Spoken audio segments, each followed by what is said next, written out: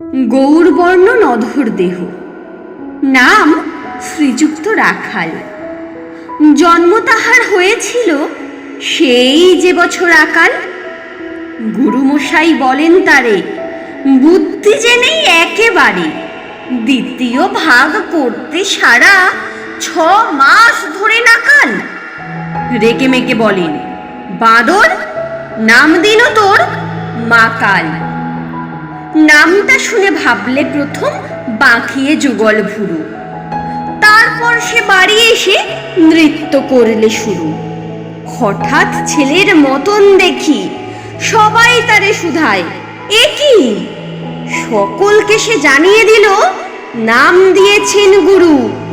নতুন নামের উৎসাহে তার বক্ষ দুরু দুরু। কোলের পরে বসিয়ে দাদা বললে কানে কানে, গুরুমশাই গাল দিয়েছেন, বুঝিস নে তার মানে? রাখাল বলে, কখনো না, মা যে আমায় বলেন শোনা। সে তো গাল নয়, সে কথা পাড়ার সবাই জানে। আচ্ছা, তোমায় দেখিয়ে দেব, চলো তো ওইখানে। টেনে নিয়ে গেল তাকে পুকুর পাড়ের কাছে। বেড়ার পরে লতায় যেথা মাকাল ফুলে আছে।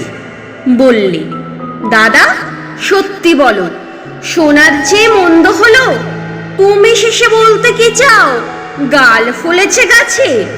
মাকাল আমি, বলে রাখাল দুহাত তুলে নাচে।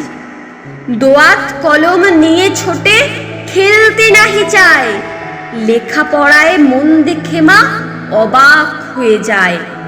খাবার বেলায় অবশেষে দেখে ছেলের কাণ্ড এসে, মেঝের পরে ঝুঁকে পড়ে খাতার পাতাটায়। লাইন টেনে লিখেছে শুধু মাকাল চন্দ্র রায়।